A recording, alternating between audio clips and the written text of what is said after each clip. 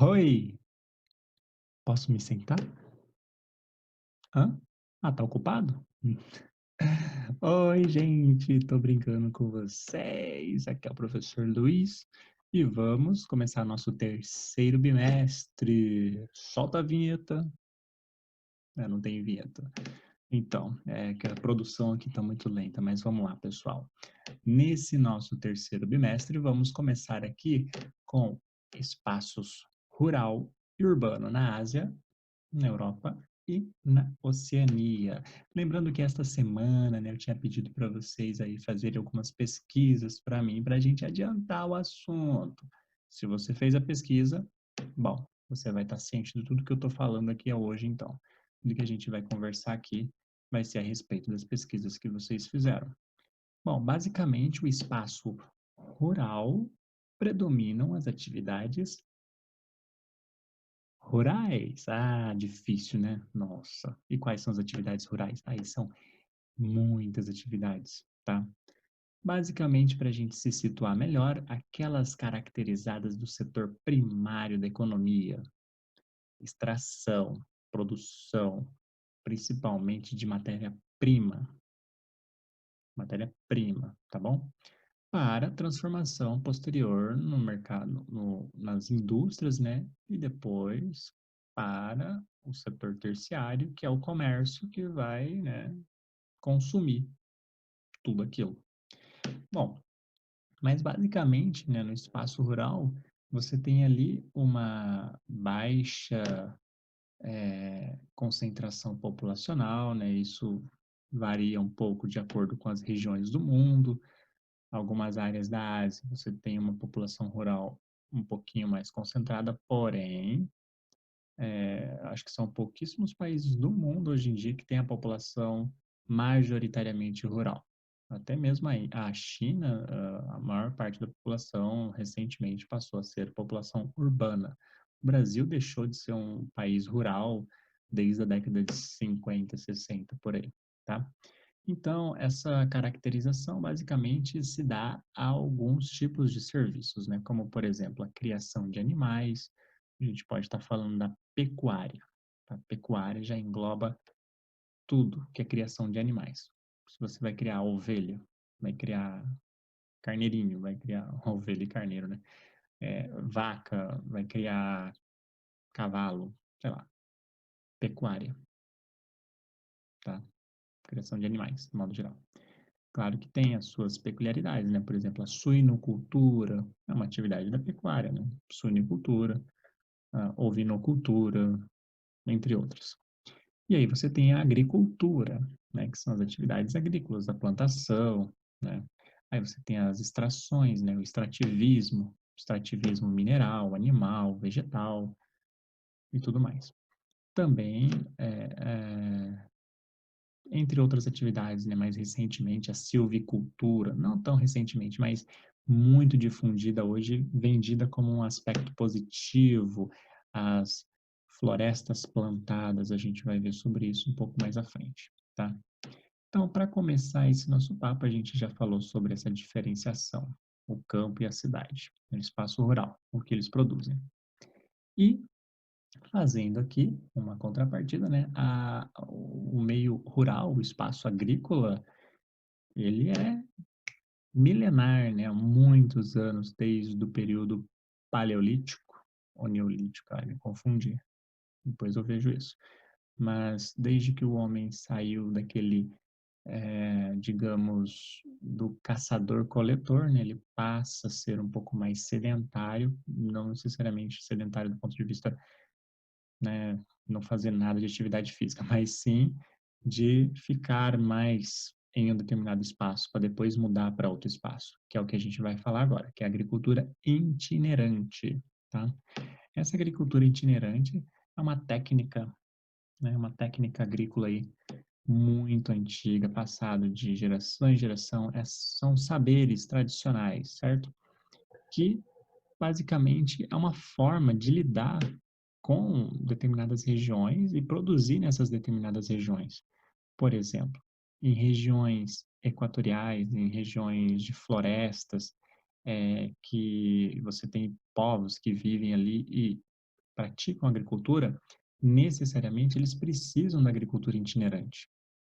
Uma técnica, ela é rudimentar, porém ela é muito efetiva e produtiva. No Brasil, nós temos diversas comunidades no interior do país, aí principalmente os quilombolas, indígenas, que se utilizam dessas técnicas da agricultura itinerante. Resumindo para você como é que funciona isso. Eu vou até pegar um lápis aqui. Por exemplo, você tem aqui uma área, né? Pode ser bem grande, como se fosse uma floresta aqui, tá? E eles pegam lotes nessa floresta e repartem esses lotes, né? O que que acontece? No primeiro ano, vamos supor, eles vêm aqui nessa área e desmata tudo isso aqui. Desmata, tá? Corta as árvores. Depois que desmata, o que que eles fazem? Ateiam fogo, tá? Porque o fogo, ele é fixador ali de nitrogênio, o fogo, ele volta ali as propriedades, fertiliza esse solo temporariamente, tá? Então, esse solo fica fértil. Aí eles desmatam tudo aqui, taca fogo, vão lá e plantam, tá? Vão plantar aqui sua roça. A roça tropical, é chamado de roça tropical, tá? Eles plantam. Aqui no Brasil também pode ser chamado de coivara. Plantou. Passa ali 1 ano, 2 anos plantando, 3 anos, 4 anos plantando, 5 anos plantando. Aí começa a não ficar mais bom, tipo, não tá nascendo mais como antigamente. Aí o que que eles fazem? Eles vão para uma outra área, desmata aquilo ali, desmata tudo, depois vão lá, tacam fogo e depois plantam, tá? Plantou aqui. Passa 1 ano, 2 anos, 3 anos, 4, 5 anos plantando, começa a ficar ruim o solo. O que que eles vão fazer? Vão pegar e vão abrir uma outra área, tá? Desmata, taca fogo e vão lá e plantam. Aí o que que acontece? Eles estão plantando aqui. Passou 1 ano, 2 anos, 3 anos, 4 anos, 5 anos. Há quantos anos que eles abandonaram essa terra aqui? Hum? Pelo menos 10 anos nessa terra está abandonada. Eles abandonaram, ficaram 5 anos aqui, mais 5 anos aqui. Essa terra aqui, então, o que que acontece? Ela já se reconstituiu. Todas as propriedades químicas ali e a vegetação, ela se reconstitui em cerca de 10 anos, com 20 anos, então nem se fala. A recuperação, tá, dessa região ocorre em cerca de 10 anos. Então, essa área aqui, eles já poderiam retornar para essa área aqui, certo? Isso é um rodízio de terras. Isso acontece no Brasil, acontece no mundo afora, tá? Principalmente aí no Sudeste Asiático. Então, se eles tiverem essa quarta área, eles vão, vem aqui, desmata essa área aqui, planta nessa área aqui, né?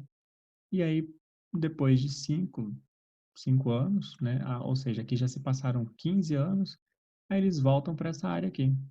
Aí o que eles vão fazer de novo? Vão desmatar o que tinha, tudo de novo. Isso é chamado de agricultura itinerante, tá? Não necessariamente ocorre nesse rodízio bonitinho que eu desenhei. Eles vão indo pela floresta e vão desmatando, certo? É, há uma grande controvérsia, né, de falar que isso é negativo para a natureza. Há outros aspectos positivos, né? Se você fazer isso de modo sustentável, certo? A partir do momento que você tem muitas pessoas fazendo isso ao mesmo tempo, é claro que isso não vai se tornar sustentável a longo prazo, isso vai ter os seus problemas ambientais. Porém, povos tradicionais, no Brasil, por exemplo, os quilombolas, eles fazem isso. Os indígenas fazem isso, tá? Por que que eles fazem isso? Porque, primeiro, eles não têm tratores e implementos agrícolas para ir lá e derrubar a vegetação e arar a terra e jogar adubo. Quando aquela terra não está mais boa para ele, ele simplesmente abandona, porque ele não tem condições de adubar aquela terra. Então ele vai para uma outra área que vai estar nova. Então quando ele retornar depois de 20 anos para aquela área, ela já vai estar toda adubada novamente, naturalmente. Ou seja, ele não gastou um centavo com adubos e fertilizantes, né, químicos. Resumindo, é isso, tá? Isso é a questão da agricultura itinerante, tá? Isso acontece muito em regiões que são de florestas tropicais, tá? Tanto é que é chamado de agricultura tropical. Agricultura tropical não, tem um outro nome. Eu esqueci o nome aqui, mas tá por aqui. Depois você vai dar uma lida aqui que você vai encontrar. Agricultura. agricultura tropical. Tá. Bom, vou ficar por aqui. Depois a gente retorna no próximo vídeo. Aí eu falo para vocês que tipo de agricultura é essa, tá? Já tá dando 10 minutos, então tchau. Vejam o próximo vídeo, hein? Não deixe de ver o próximo vídeo. Beleza?